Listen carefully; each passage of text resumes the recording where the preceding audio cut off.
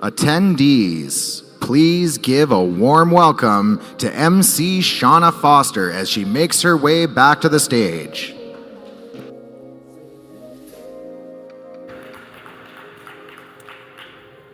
Thank you, thank you. Lunch was amazing, right? Yeah, so good. And I know that we're running a couple of minutes behind, but if you could make your way in. And Katie backstage said, you know, just stall for a little bit. I said I could dance, maybe do a little song, something like that. No, I'm kidding. You do not want that. No, you do not want that. It's been a great day so far, and we do have so many exciting things to come. I am really looking forward to our panel discussion that we have, and we also have some pretty incredible prizes that we'll be giving out a little bit later on this afternoon, so you'll want to stick around for that. Hopefully you got your names in for that as we get closer to the end of today. And it's been an amazing first day. I still haven't checked out the trade show, so that's on my list. Warren was selling a pile of books off to the side, which was awesome. We had to go grab another case of books for him to sell, and he was just such a wonderful keynote. So like I said, I'm thrilled to be a part of this day and the next few days. And hopefully you can make your way in and we'll begin.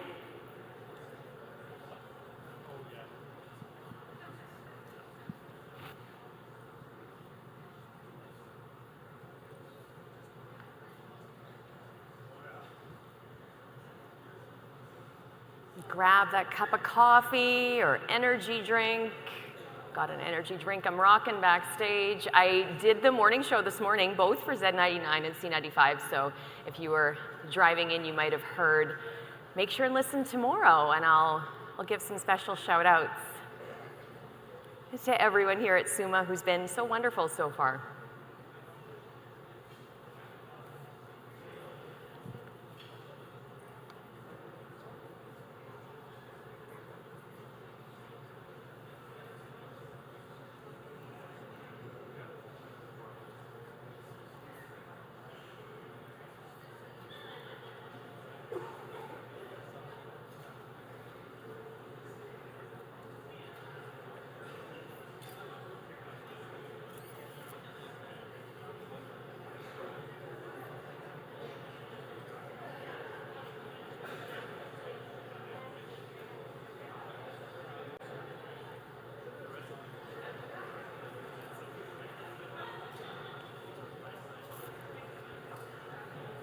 Come on in, everyone. We will start in just a couple of minutes. The leader of the official opposition, Carla Beck, is eagerly waiting backstage. And then we'll get going with our panel that I know is going to be sensational.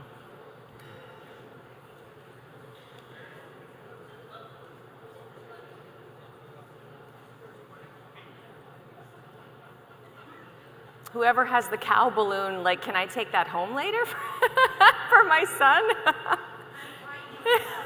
It's hard to hide a cow.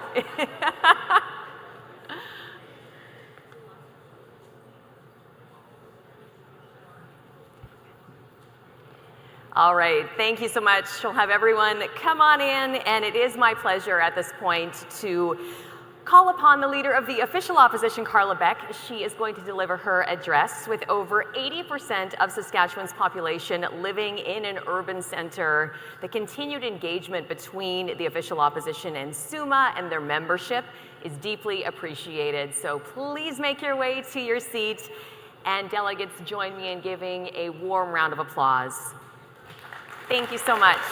Thank you. Hello. Hello. Thank you.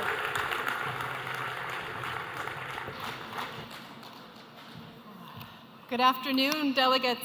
It's wonderful to be here with you today. I want to say thanks to Shauna for that introduction, and thanks to Randy and Jean-Marc and everyone at SUMA for the invitation to be here to address you today. I've brought a whole crew of MLAs with me here today. Maybe they could give a bit of a wave. Everyone that we could spare back from question period today. They're pretty excited to be here. Always excited to be in a room of municipal leaders, and it's pretty great to have you here all in one room this week. Now, before I get too far in, I want to take a moment to shamelessly plug our reception that we've got happening tonight at Pump Jacks. We'll buy you a drink, we've got some snacks there, but most importantly, we look forward to connecting with each of you. And you know, there is indeed a lot to discuss about this incredible place that we call home and the future that we're building here. The theme of this year's convention, Foundations of Urban Strength. I love that. It's a reminder of the importance of tending to the basics, that foundation, as we look ahead and as we reach for the stars. Now, quick show of hands to get us warmed up here after lunch. How many of you in this room were following the Artemis mission? Quite a few of you. I know I couldn't quit watching. And what an incredible contrast from what we typically see on the news. All of the concerning and really scary things that are happening in our world right now. Those messages and those images that were coming back from space, I think they were really inspiring and hopeful at a time that I think we all need some hope. But there's one quote that I wanted to share with you here today. It's a quote from Canadian astronaut Jeremy Hansen that's really stuck with me. He said, "Humanity's goal has got to be collaboration. It's not easy, but it is possible. And that's one of our future jobs, to figure out how we just work together to make each other's lives better." I keep coming back to that quote. Now, I am going to correct, if it's not too bold, the astronaut on one small thing. I don't think that's a future job. I think that it's something we already know how to do very well here in Saskatchewan. It's true that collaboration is not the easier path, especially when you're doing that hard work of building trust. Because it is, and I think this is proven time and again, so much easier to criticize, to divide, and to break than it is to build. But it is only by working together that we find the solutions and support necessary to make our communities and our province stronger in the long run. And here at SUMA, I know you're already working down that path. You know, I was struck when I was putting these remarks together that I've stood on this stage at SUMA now for 4 years. And every year I've noted how uncertain, how scary the world out there can be at times. This year, it's no exception. But I have never failed to leave this convention without a sense of motivation and a sense of hope. And I thank you all for that. It's often said that all politics is local. Well, at municipal tables, it is especially true. No matter what chaos is happening out there in the world, or the decisions that are being made in Ottawa, or even right here in Regina across the pond, the buck stops with you. It stops at your tables. You're the ones who are taking the calls. You're the ones who have to find a way to make it work. At least, that's the way it's often been. Well, today, I'm here to show you that there is a different way, a better way. This is an important time. It's an important time, and we are facing, no doubt, some significant challenges in how we deliver the services and the infrastructure that our communities need. There's also no doubt that it is how we respond to those challenges today, the choices that we make, that those choices will impact our province and our communities long after all of us in this room have left office. Whether it's how we work together to deliver the basic services like clean water, or delivering those community building facilities like sports and cultural centers, we are stronger together through cooperation, through community partnerships. And our team is focusing on real solutions to support the infrastructure needs of your communities. There's a lot of ways that's happening. I want to just focus on one thing in my remarks today. That's how we generate power in this province. Now, I think some of you probably saw the announcement earlier this month. We unveiled our Grid and Growth plan. This is our ambitious power generation strategy that our team's been working on for well over a year. Key to this plan is keeping power rates affordable and keeping them predictable. Said another way, this is a plan that puts Saskatchewan people, businesses, and Saskatchewan workers first. This is a plan that harnesses our resources using natural gas, using renewable energy, and it also carves a future for nuclear in our province. This is a plan that's going to drive $33 billion of new economic activity in our province, and it will provide the stability that's needed to attract further investment. And if you'll indulge me, I want to just narrow in a little more and highlight one key part of that grid and growth plan. This is a piece that will enable communities to invest in solar, not only to generate electricity for your own infrastructure, your own needs, but this plan will also allow electricity generation for the grid while earning valuable credits for your community to lower costs for you and for your ratepayers. I suspect that's something we could all use right now. Further, this plan offers a clear alternative from the path that we are currently going down. A plan that currently has us on course to double power rates while continuing to increase emissions. We're not interested in either of those things. Now, the team and I are incredibly excited about this plan. But I'm also not offended if you're not quite ready to take my word for it. The work is all laid out at the website gridandgrowth.ca. I encourage you to go check it out, to provide your input. Or better yet, come to the reception tonight and provide your input in real time. You know, proud as we are of this plan, and we are very proud of this plan, we know that it can only be made stronger by engaging with you and harnessing your knowledge of your communities.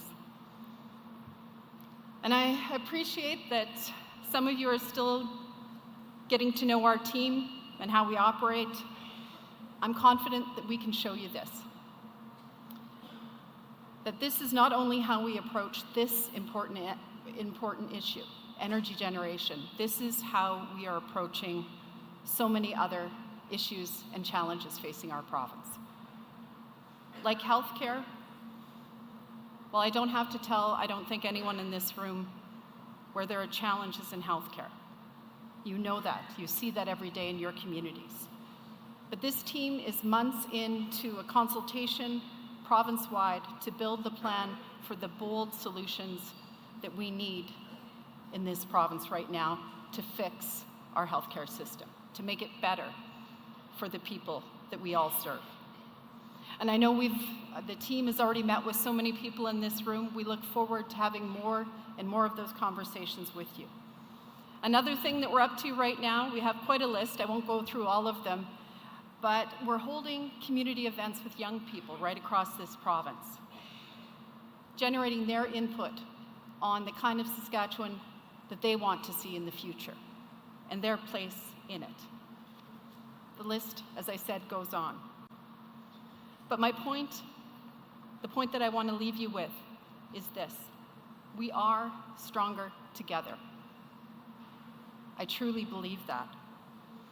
But to paraphrase the astronaut Hansen, we believe that it's only by working together that we can really make lives better for the people that we all serve.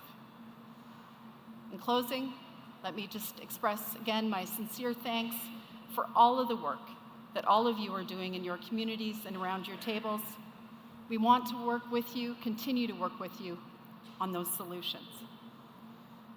Now, of course, as the opposition, we still have that other job to do, holding the government to account.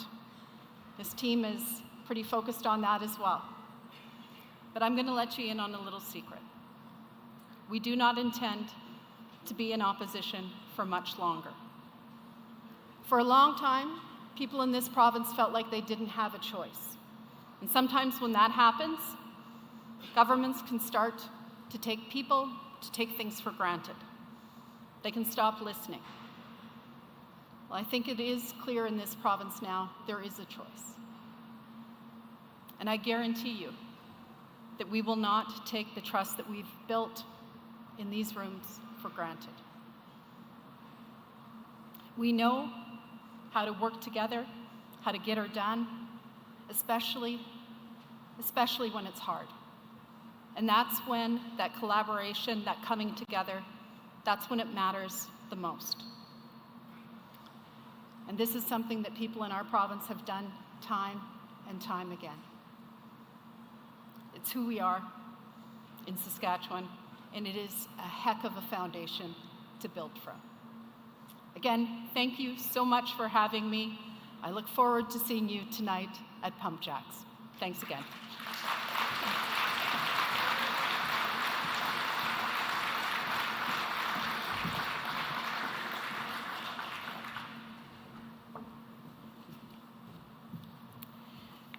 Good afternoon. It is now my pleasure to thank you, Ms. Beck, on behalf of SUMA, for taking the time to address our convention today and in your role as leader of the official opposition. With more than 80% of the province's population living in Saskatchewan's urban municipalities, we appreciate the opposition's continued engagement with our members and with SUMA on how to improve our communities. So today, in recognition of your sharing your valuable time with us, we will be donating to St. John's Ambulance. And as I mentioned this morning, St. John's Ambulance mandate aligns very closely with SUMA's advocacy priority on public safety. So please accept this gift on our behalf for your taking time to being with us today and every day throughout the year. Thank you very much, Carla. Thank you. Ladies and gentlemen, Carla Beck.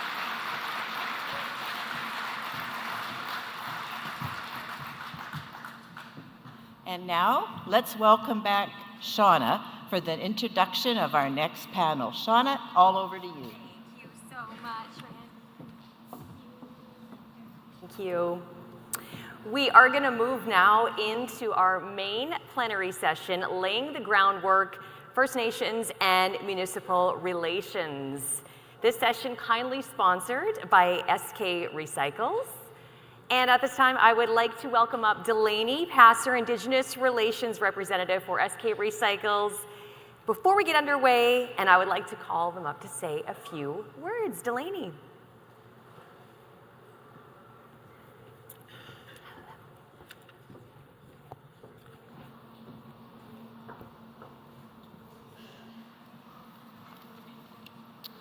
Tansei Kakakio, Nanaskaman.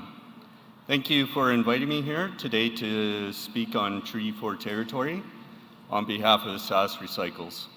Nasigasan Delaney Passer, and I am the Indigenous Relations Representative.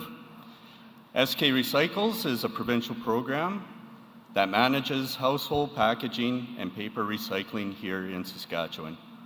Our program is funded by the companies that produce packaging and paper, and our role is to manage these systems, from collection to processing, ensuring materials are responsibly turned into something new. Our Indigenous relations approach is guided by respect with a commitment to listening first, so that what we build reflects the community's needs, knowledge, and values. In 2025, this journey included participating in a traditional sweat lodge ceremony. Guided by our elders, we learned our responsibilities to the land, to one another, and to the future generations. From these teachings, 4 guiding principles emerged. Wakotawin, which means kinship and interconnectedness. We are all part of this great spider web called the universe, held together by invisible strings, connected to everything. Pamatsuan, life is sacred, and heaven on earth is here, but we have a responsibility to protect it for the future generations. Mio Wisitawin, be kind and respect all things. And Wisitawin, help one another, because this life requires community and cooperation. To ensure our work stays grounded in community perspectives, SK Recycles has formed an Indigenous Elders Advisory Committee to provide guidance and ensure we are accountable. We continue to partner with Indigenous artists, photographers, and translators across Saskatchewan to support language revitalization and ensure our communications reflect the communities we serve. In November 2025, we co-sponsored the Saskatchewan Aboriginal Land Technicians Conference, where we connected with over 60 First Nations. This was an opportunity not only to share information, but to listen and learn from nations about their priorities and needs. In closing, this work is more than recycling. It's about relationships, responsibility, and respect. When we center Indigenous knowledge and support community-led solutions, we are taking care of the land for future generations. By building stronger connections between First Nation and municipal communities, we can walk this path together. This afternoon's session is titled Laying the Groundwork, First Nations and Municipal Relations. The moderator of this session is Jean-Marc Nadeau, CEO of SUMA. Panelists are Charlie Clark, who I have to say is a wonderful human being, from the Office of the Treaty Commissioner. Chief Crystal Okama from Lucky Man Cree Nation. Joe Day, CAO, City of Humboldt. Kelly Houghton, Mayor of North Battleford, and Brent Sunshine, President S4-6. Hi, Kinanaskaman, Kesimanatu, Ekose.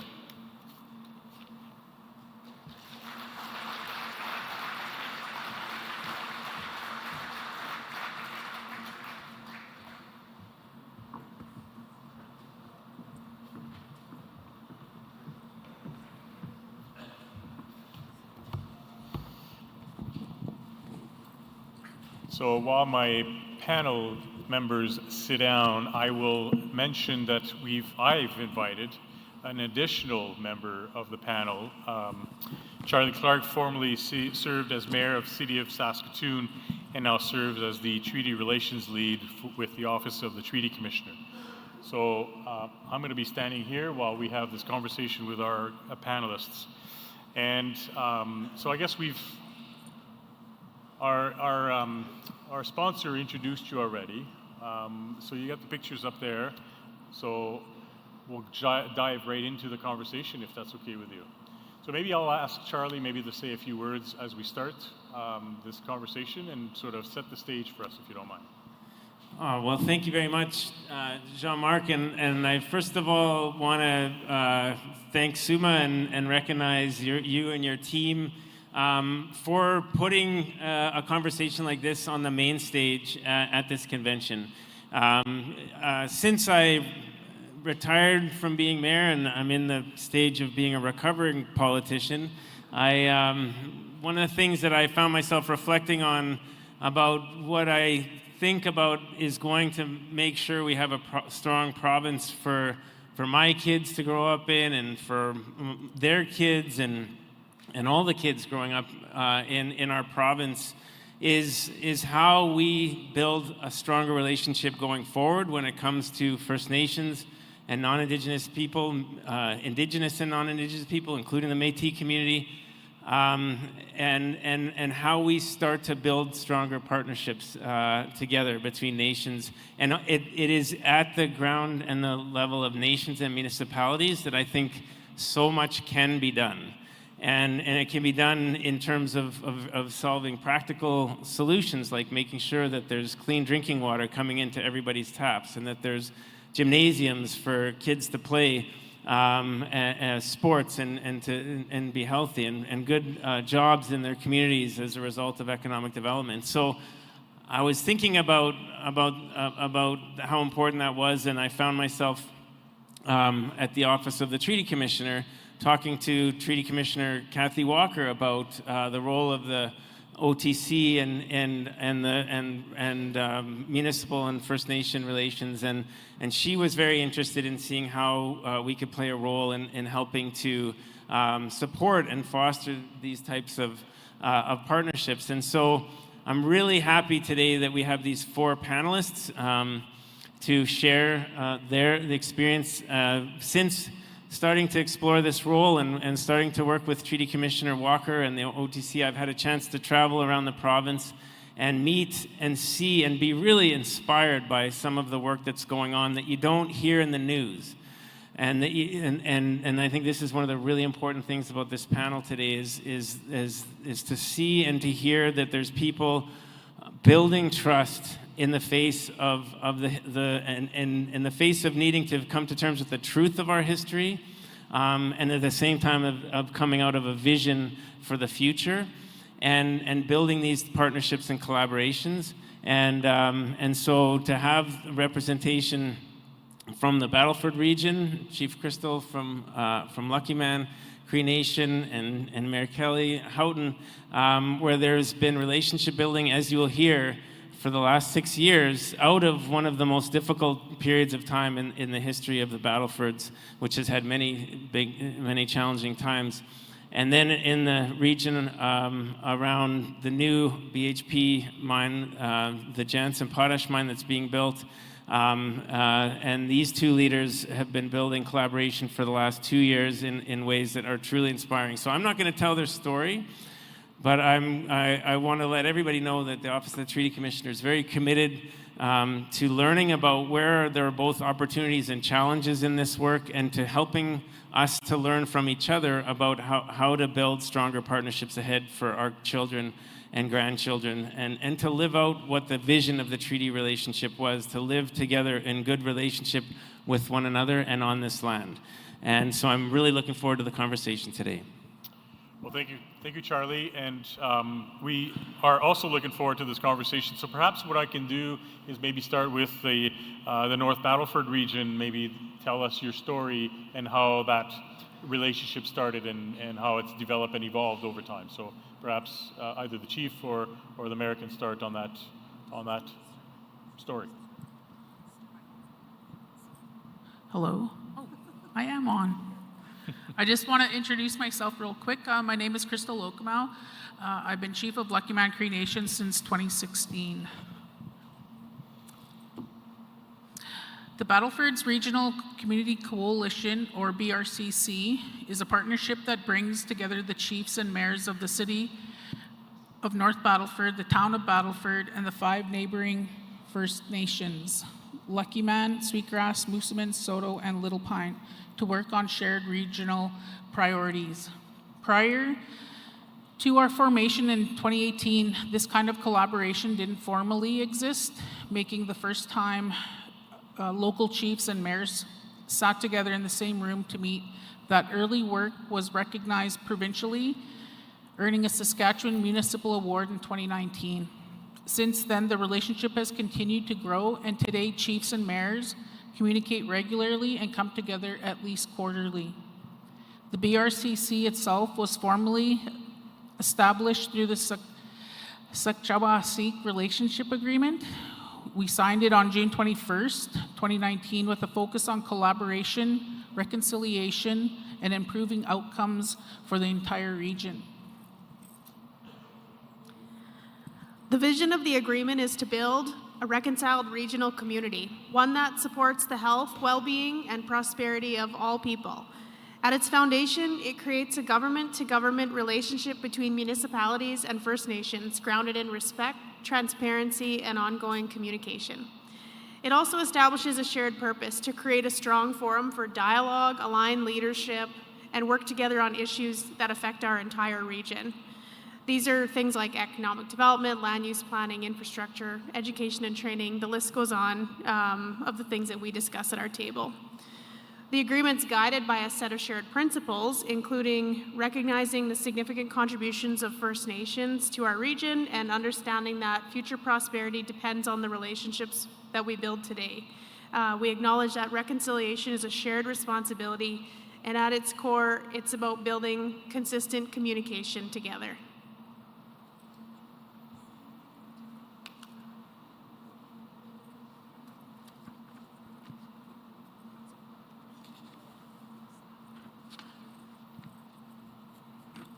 At a practical level, the BRCC creates one table where leaders can address issues that don't stop at municipal or First Nation boundaries. And that's critical because the challenges communities are facing today are not isolated. Across Saskatchewan, communities are dealing with rising public safety concerns, increasing social and economic pressures, strained relationships, and negative perceptions that can impact investment and tourism. These issues are regional in nature and they require coordinated solutions. The BRCC model provides a vehicle for that kind of system change. Through the coalition, leadership is coordinated, priorities are aligned, and resources can be leveraged more effectively. The result is less duplication, stronger access to funding, and better outcomes for communities. Community safety is a key priority. For example, the coalition supports initiatives like youth guns and gang strategies that focus on prevention, intervention, and reintegration, working to address root causes, not just symptoms. The BRCC also leads important work in anti-racism and relationship building. More than 25 workshops have been delivered across the region, creating space for honest conversations and greater understanding. We believe when relationships improve, that everything improves. Since its formation, there has been strong progress in building regional relationships, securing funding, and establishing credibility as a collaborative organization. At the same time, we of course have challenges, including capacity restraints, growing demand, and the need for ongoing communication. We only have a small team of 1.5 staff supporting the work. A key feature of our BRCC agreement is that it's designed to be an evergreen agreement. That means it isn't tied to any one political term or leadership group. Instead, it's built to last through changes in elected officials, including the many municipal and First Nations elections that have taken place since it was signed, ensuring community relationships and long-term progress remains intact.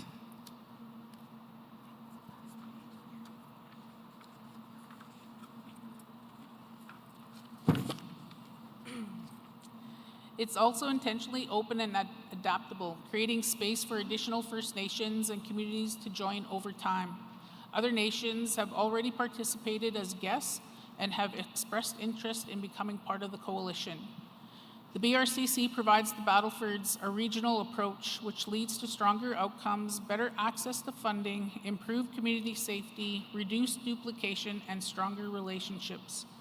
In today's environment, community and regional reputation matters for investment, for tourism, and for long-term sustainability. BRCC is an example of how working together can create lasting, meaningful, positive change. Good. Awesome.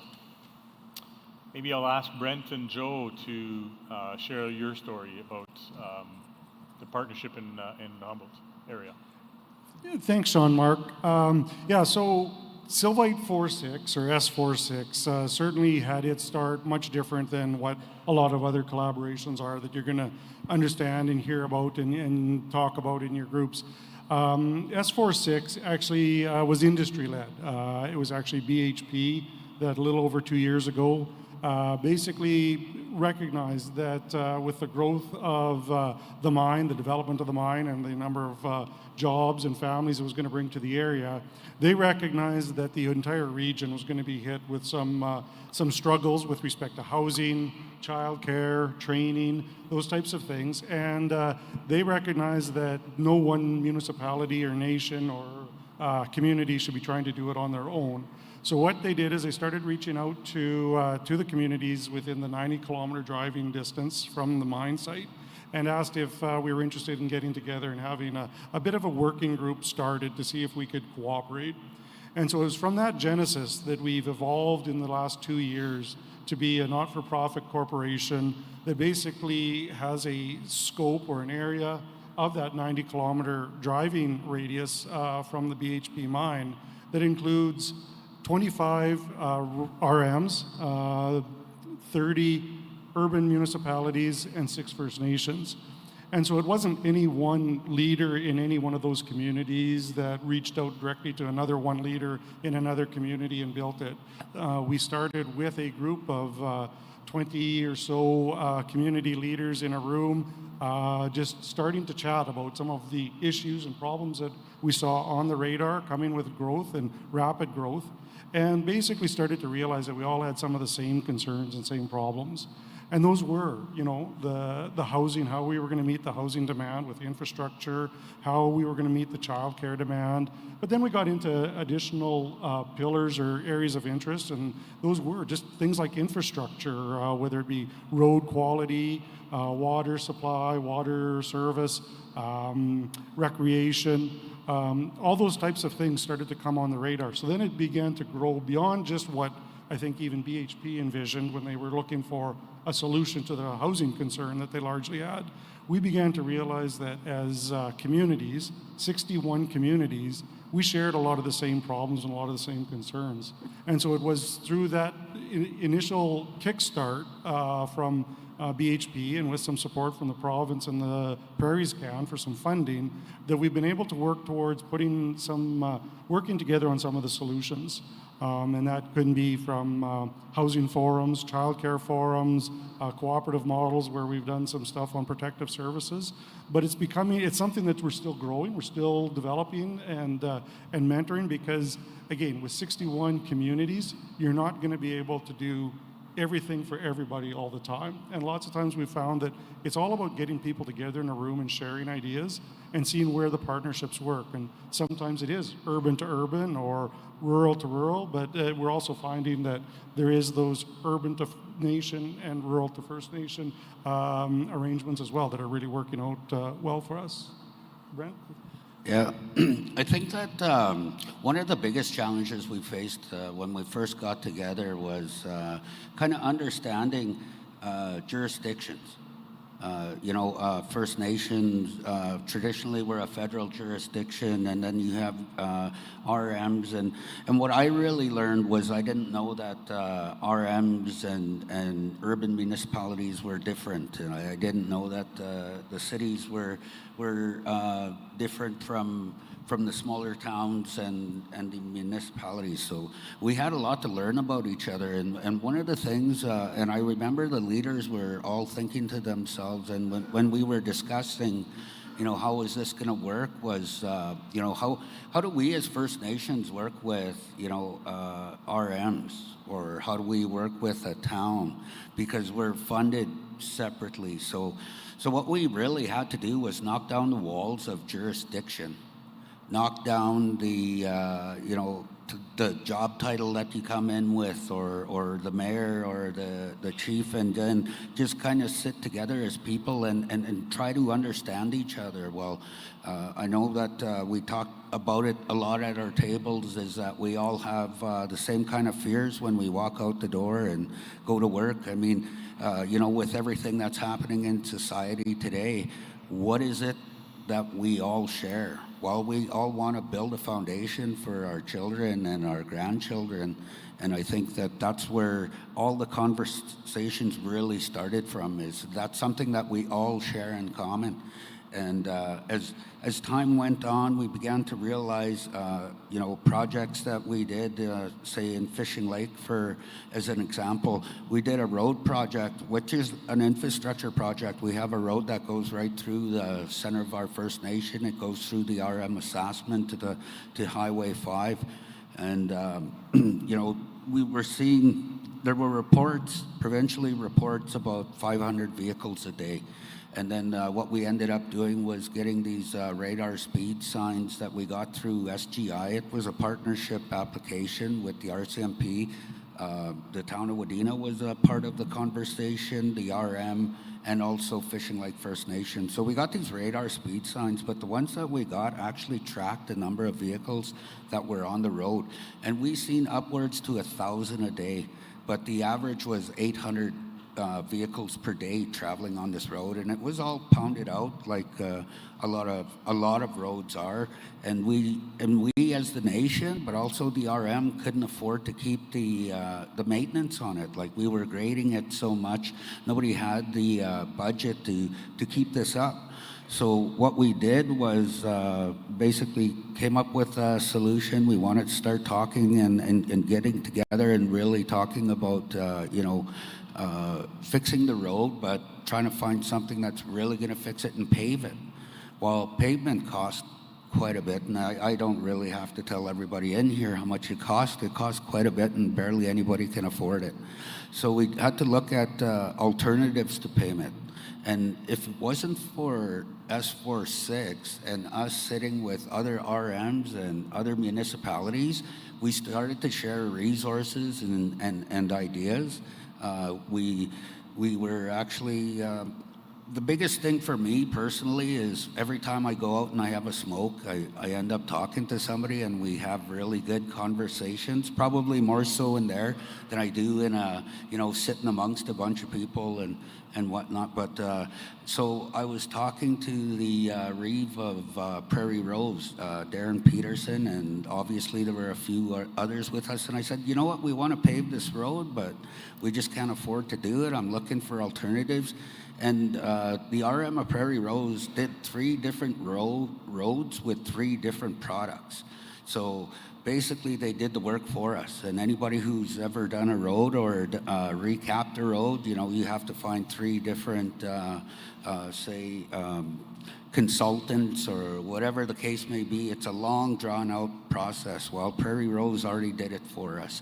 So we went and looked and met, and we met with Forest Construction and, went through the whole process. But at the end of the day, last summer, we actually did the project where we put some soil stabilization, and then we put an SB90, which is not an actual pavement, but it's like a pavement. They do a lot of it around the RM of Sherwood here in Regina. So doing an infrastructure project like that, which was important to both the RM, but all the people who travel that road from Foam Lake or Chorney Beach, Leslie Beach, those of you who know Fishing Lake, that's a well-traveled road. We've been able to stabilize the road, and there's a lot less maintenance. So we kind of put some money together, and it was very low cost for the RM and very low cost for the First Nation. I kind of did a lot of applications. So it's sharing funding resources as well. And this is the type of stuff that we do with S46, and we try to champion projects such as that within the region, because not everybody's going to do a road project. Not every, it's not always going to be a First Nation. Sometimes it's going to be a rural municipality and an urban municipality that do a project, but it's just as important. If we don't meet, if we don't have those conversations, none of that work actually gets done.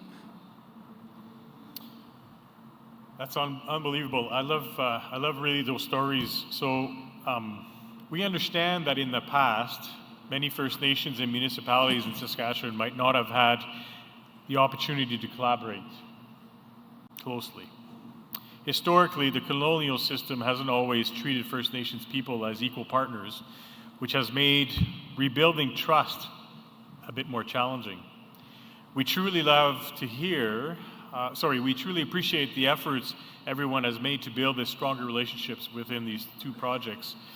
I'd love to hear about the valuable lessons that you have learned throughout your partnership that have helped foster more trust and teamwork. So maybe I can ask the North Battleford team to start first. Well, in the Battleford's Regional Community Coalition, I'm actually the 3rd mayor of the city of North Battleford to participate on the coalition. So first, I just want to say that speaks to the continuity of our organization, but I'm new. And so the lessons learned, it's maybe not as easy for me to talk about, but I think, listening here, it's about getting together and having those conversations and having those open lines of communication. My very first day as mayor-elect was a BRCC meeting, and that type of relationship didn't exist in our region prior to 2018. My very first day on the job, I was introduced to the mayor of the town of Battleford and the 5 chiefs of the BRCC, and had cell numbers, and we were able to communicate from day one. So it's a lesson that's only been a short one for me, but those relationships matter. Showing up and having that table to do so is invaluable. Chief, do you have any thoughts? Sure, yes. I just wanted to add, the BRCC table is a safe place for leadership to have those tough discussions and, those open-ended conversations, and to have, to be allies, and because we want the same thing for the region, and part of getting from A to B is to have those discussions, and creating that safe space for that to happen is important. Brent, you have Yeah, thoughts? so I really agree with what Chief just said. Any table that you sit at has to be a safe place, and no judgment. I think one of the other things too for our group is, when we come to the table as the board, or even as a part of a working committee for S46, is we're looking out for what's good for the region, and not necessarily coming to the table, I'm representing Fishing Lake and I'm trying to do what's best for Fishing Lake. That's not the premise that we come with. We come with, what's good for us is good for everybody. Or if another community is having an issue, we try to engage and be a part of the solution for that particular community or group of communities. You can't come there thinking that, I got to get what's best for my community. It's got to be, we're here for what's best for everybody at the table, but even for the communities that are not at the table, they need to be represented as well, and that's the approach that our group takes. Joe? Yeah, when you talk about trust, I think you absolutely, in a relationship between First Nation communities and non-First Nation communities, absolutely. There's a process of building that trust and knocking down those years and years of detached, no relationship there. But it's not just First Nations and non-First Nations communities. I mean, to be quite honest, there's a lot of urban communities that don't see eye to eye with their rural neighbors as well. I beat your hockey team 30 years ago. That's right. Yeah, exactly. So there's a lot of that, and small communities, even urbans to urbans. I mean, there's that. Who's going to get the new shiny something development? So that everybody's competitive and kind of scared of of sharing too much information. But once we got together in S46 and started recognizing we all have a lot of the similar concerns, and again, as President Golden said, a rising tide raises all ships. It's that same sort of thing. We started to recognize that, there's no sense in trying to compete for new housing. There's enough new housing to go around in our region. That wasn't going to be the problem. The problem was going to be how can we accommodate it. And so we started, once we started working together like that, then all kinds of opportunities come up. And as Brent mentioned, we're all there trying to find out what's best for all of our communities in the region that we're representing. And it's not just our own, but there are definitely our side benefits that come from it. I mean, through S46, we're sitting at the table, and a representative from George Gordon and I were chatting about a few things. And anyways, it eventually lent its way to us putting in a joint application to SETI, which is a partnership between CANDO and FCM on initiatives, economic development initiatives.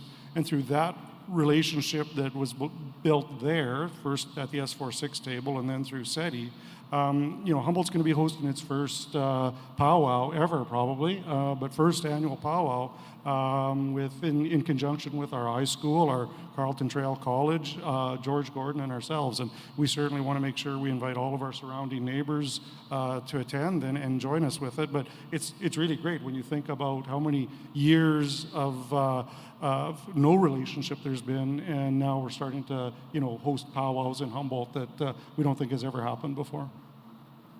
Charlie, you have a question? Yeah, I wanted to just follow up because, one of the things I've thought it was noticing in the last few years when I was the mayor is the City Mayor's Caucus would meet, and Joe was part of those conversations. And, I missed being there with Mayor Houghton, but over the last few years, there was more and more of a recognition around that table that we need to start working closer with chiefs in the area. We need to start working closer with nations. And in a lot of cases, I think not necessarily knowing where to start. And Chief Ogama and Brent, you both commented on how important it is to have a safe space. And I was wondering if you could say a bit more about what is it that contributes to that, or what's your advice to a room full of municipal leaders that maybe, they don't have a relationship with the nation, but they'd like to, enter into a process, but don't want to say the wrong thing, make mistakes, make things worse, some of those things. Do you have any advice about what does it take to create that environment for a safe space? We only have 17 minutes. So, Actually, I was given permission for an extra 5, so you got 22. Okay. I think I just want to, when the BRCC first started, it was the mayor that reached out to the First Nations to start the conversation, and it was more like a coffee, like come for coffee, let's meet, let's get to know each other, and just speak about like the Battlefords and our connection as First Nations to the Battlefords. Battlefords holds a historic significance to a lot of the First Nations, and what started the BRCC was not something good, but moving forward, wanted to take a positive from it and start those discussions with the First Nations. And I think having an understanding about First Nations and the history within your regions, I think is a good step. And I speak out against racism a lot because I think racism keeps communities stagnant, and it's a result of lack of information and knowledge and compassion. And as human beings, I think we all need to have compassion for one another. We're all in this together, and nobody's going anywhere, and we need to be good neighbors. And really, I speak about treaty and inherent rights. Our ancestors signed treaty with the pipe and with the spirit that we were going to fulfill our end, and we're here and we're still exercising that. We're still here wanting to be good neighbors and to be peaceful and to have a good future, to lay the groundwork for a good future for all of our grandchildren, for all of our kids, and for the ones that are yet unborn. And when I speak of non-Indigenous and Indigenous kids that are yet to come, because my child goes to school in North Battleford and is involved with the community of North Battleford, but she also has relatives on other nations. So she's in so many communities, and I just want to make sure that when she leaves my house that she's going into a safe space. So a safe space is important, but like I said in the beginning, it's that understanding and empathy and information and education about the First Nations in your region. I think is a good first step.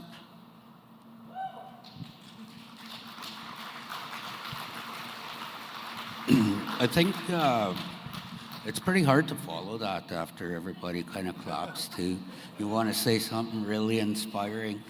But anyways, like for in my understanding, it's kind of like I always kind of revert back to culture and my culture, and I share this like we just had our AGM on Friday, and I talked a little bit about respect, and I talked a lot about you know, what our culture teaches us, and what Indigenous culture teaches you is really just how to be a good human being.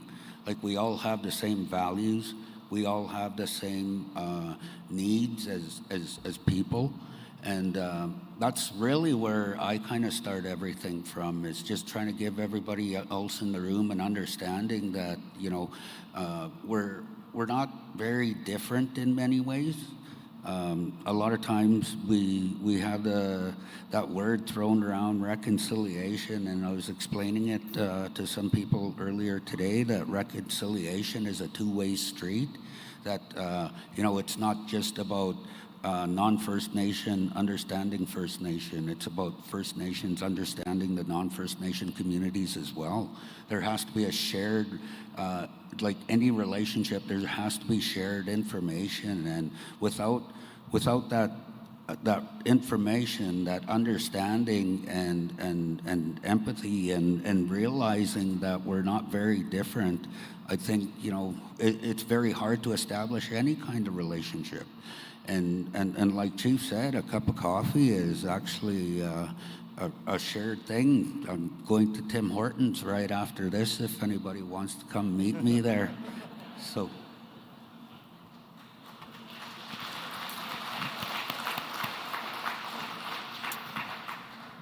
So my next question is about, what is your vision for First Nations municipalities in our province for the future? Bit of a loaded question, but what's your vision for the future? Maybe I'll start with Joe.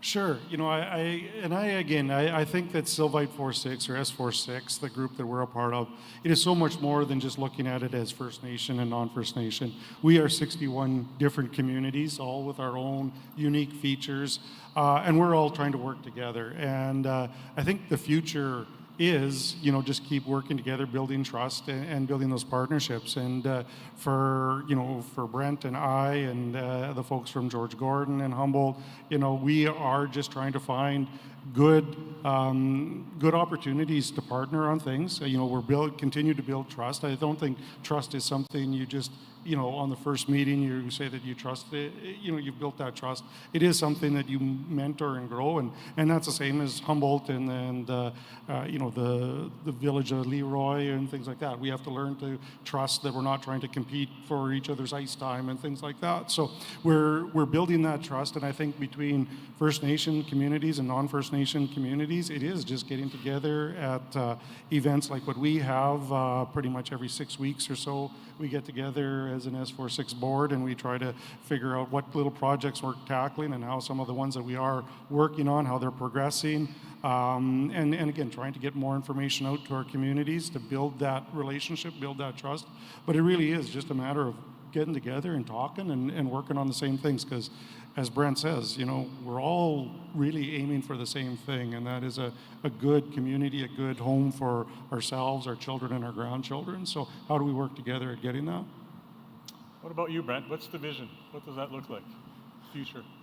I don't know if I really ever thought of my personal vision, just because I'm so used to working with a group of communities, and even when I work within my own community, it's never like my office. Yeah, I'm the only one who sits in it, but I don't make myself an individual in any setting. I'm part of the administration, so it's always about supporting everybody to be able to do their job. Or with S46 in this case, it's about supporting every community to be able to do what they feel they need to do. I think that everybody just really needs to work together and maybe chill out a little bit. I mean, society today, it's, everybody's feelings get so hurt so quickly. But if you go into any Indigenous community, and I used to say this quite a bit, I'm a construction worker, or I'm a journeyman carpenter by trade, and I actually worked on the Queensberry Downs, the Cooperator Center. But what I used to always say to non-Indigenous people is, like, you go into a place where there's a smoking area, and you'll see all the Indigenous people speaking their language and laughing and having fun. And I used to tell them, yes, they are talking about you, So if you go find out what they're saying, they're probably, more likely to share a laugh. So, what's the future? I think you got to be in the moment. You got to be in the moment, and you got to make the best of that moment, because you only have so many of them, right? So, and then, lead by example. People follow passion. Always be passionate about what you're doing. All the people that I sit with at the board of directors for S46, they have a lot of passion.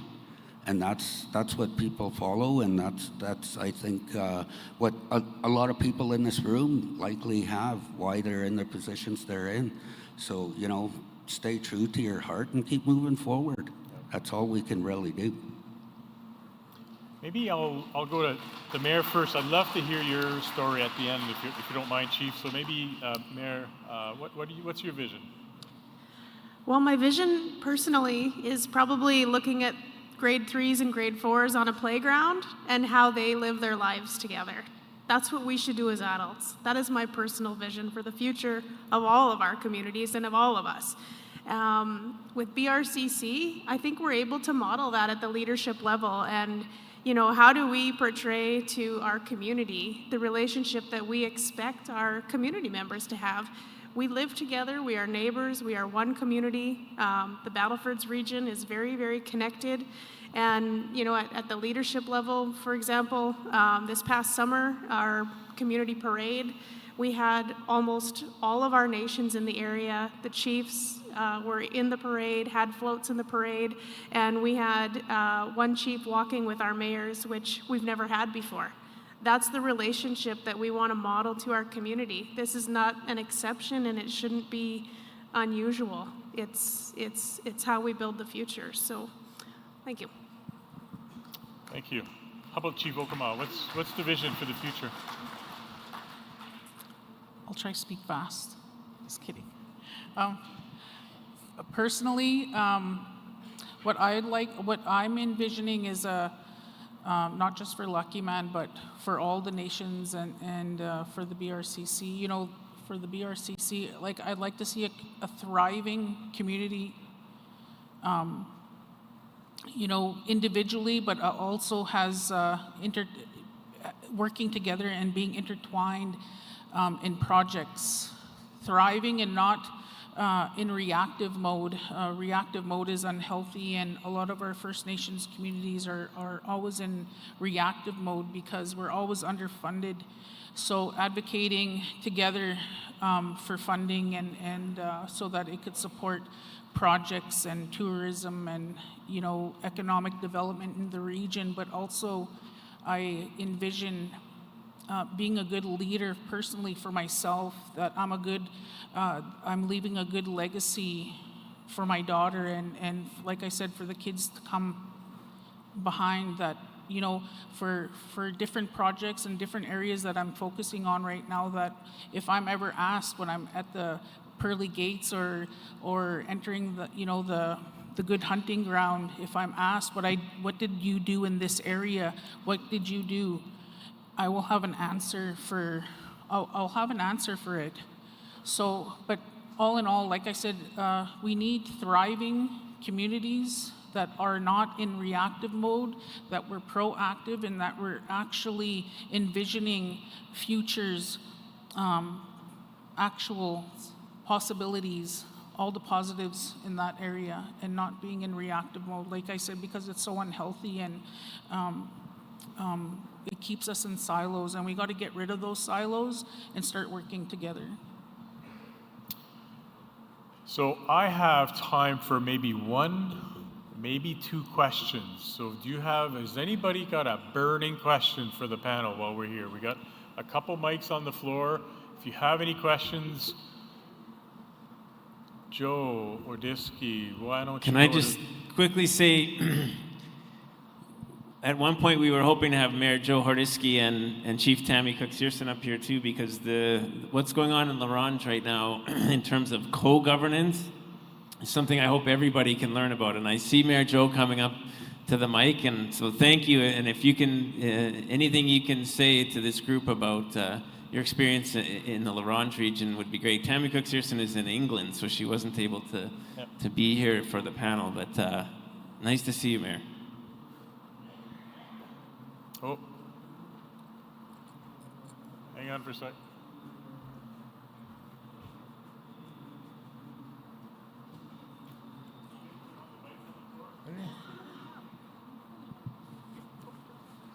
Test. Oh, it's on now. Yeah, I just, thanks for the opportunity to say a couple of words. I certainly commend the people that are up there right now. The work you're doing together is very similar to what we're doing in La Ronge. We started more than 20 years ago, and it's one of those things where you can't really push it. You've got to have those conversations. There's always things that happened in the past that have to be overcome. Sitting down over coffee, over a game of golf, or whatever it takes to have those conversations and to talk about the possibilities of working together. And for us, it started with the fire department. We used to have a cost-sharing agreement, or like a service agreement, and we said, well, why not work together? And so when we built the fire hall, we had the van trucks hauling dirt, and it was just amazing to see how things progressed. So we've had the fire department for about 20 years now. We also, in 2008, we actually seen the need for, the band needed a new water treatment plant, and the village had one, and we had issues with ours, so we said, why don't we just build a plant together? And we formed the agreement in 2008, and in 2010 we commissioned that plant. So and since then we've got the regional waste management that we also share, which has actually expanded quite broadly in the area. But it's a very good relationship. We've had the band has right now they have about 8 or 9 things urban reserves that are requested and are in progress right now. So we work together and we allow things to happen. There's advantages in working together, and we grieve together. We celebrate together. They had a garbage truck broke down. We lend them ours. Our ice plant broke down. They lent us their rink. It's amazing how that relationship has evolved, and you don't even think about that relationship because it's just normal. And I just wanted to share that. Thank you, Mayor.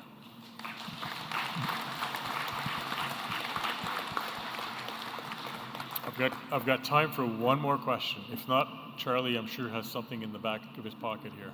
Any other question on the floor? One more. Charlie, you have a question, I'm sure. You have another question. Well, Mayor Joe's not at the mic anymore, but one thing that I really appreciated hearing from Mayor Joe was that he said if they hadn't started working together with Lac La Ronge, their property taxes would be much higher and they'd have much worse equipment. And so because they're co-managing their fire department, their waste services, their water treatment, they're seeing the benefit of actually, what can you do together that you couldn't do apart? And I'm wondering if there's any comments on that in terms of because everybody is trying to do more with less right now, and struggling with more issues than you've ever had to deal with some of the challenges we're facing. And so, any thoughts on what can you do stronger together that you otherwise, in the history of our province, everybody's kind of done on their own? Well, a couple of the examples that our group has got off the ground. And again, there's lots of other communities doing the same thing. But again, by getting together, we started talking about things such as policing and protective services and those types of things, and recognized that a couple of the communities, towns in our area, not First Nations, but towns in our area, were going to be losing their bylaw enforcement services that they're getting out of Saskatoon. And so we started wondering, like, okay, why can't Humboldt employees, travel out to those communities to help them with their bylaw enforcement and now community safety officer stuff? And so it's a bit of a pilot that we're doing that's just kind of showing that, oh, okay, wait, we can do these things when we actually know what the issues are and start talking. And on the protective services, emergency planning, we all need to have our EMO plans in place in order to meet provincial regulations. We recognized we needed to get ours done. We got a TSS application in with another number of communities, but through S46, it's grown to 28 communities all using the same consulting service. And that's rurals, urbans, and First Nations that are all working together with the same consultant to get ourselves all trained up at a similar pace, but to the same standard, in hopes that we all can get better together in that regard. Kelly? Well, the BRCC table is largely a relationship table at this point, not a lot of tangible construction projects like what we're talking about with S46. However, the BRCC has been able to commission a regional document called Sharing a Vision, which is a perspective of regional health, education, and recreation delivery. And it outlines priorities that are throughout the entire region and how maybe we can bring some of those things to light. Through that, the City of North Battleford is working along with the region on a proposed regional arena project. And that's a project that is somewhat derived from some of the work of the BRCC. And the BRCC is supporting that with advocacy, helping us with advocacy for funding applications and helping to bring our communities together. So not quite there with the building those roads, but those conversations come to our table. And then we're working on how do we work together to support each community to make these things happen. Very good.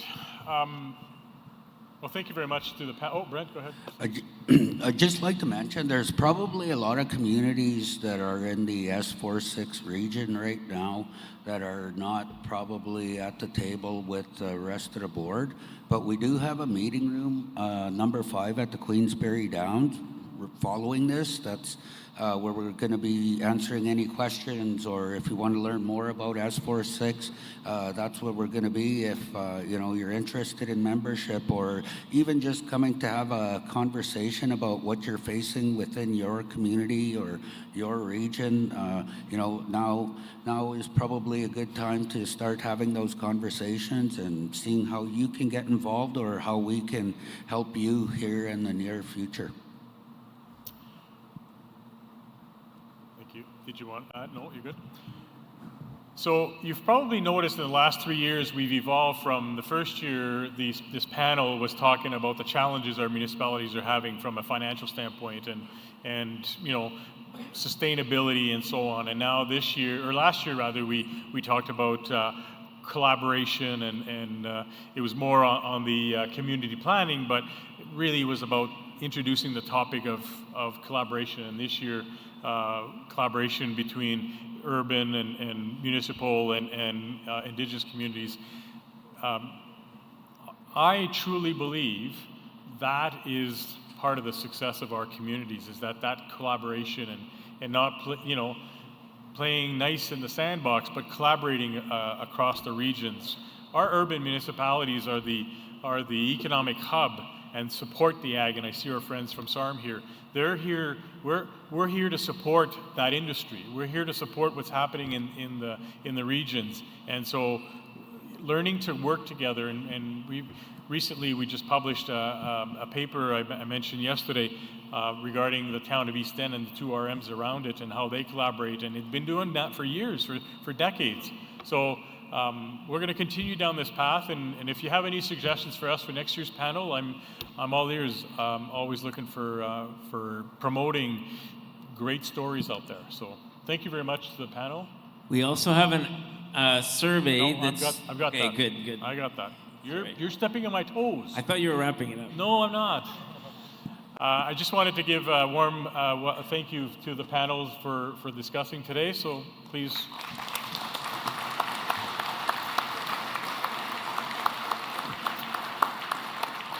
So as Charlie was starting to say, SUMA and the Office of the Treaty Commissioner are working together to promote understanding of treaty rights and truth and reconciliation among Saskatchewan urban municipalities and to facilitate relationship building between First Nations and municipalities. So there's a survey that aims to deepen our understanding of SUMA's members' needs regarding collaboration with their First Nation neighbors. This will help us use our events and education to support you in this work. So the survey will take you about 5 minutes to complete, and the responses are confidential, and so I thank you for the feedback. So where do you find the survey? You go to your app, the convention app, click on the drop-down menu on the left, scroll down to the button that says Survey, Municipal and First Nation Collaboration, and click on that page and just fill out the questions. We really appreciate the feedback. It's important for us, as I said, to support you in your work, but also helping us develop some future learning opportunities. So, thank you very much. And your next session is Shauna, I see you there, so I'll invite Shauna back up.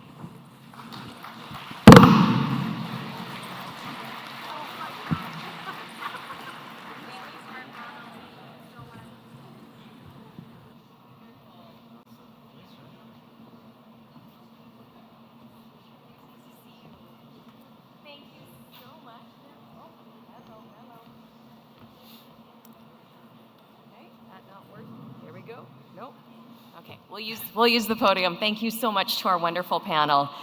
Before we take a break, I'd like to invite Jack, and he is here, Jack Holland, associate with Brownlee LLP, up to the stage to help me wind down this session and talk about your sponsorship and employment law, Jack, and how do lawyers practice employment law, first of all, in Saskatchewan?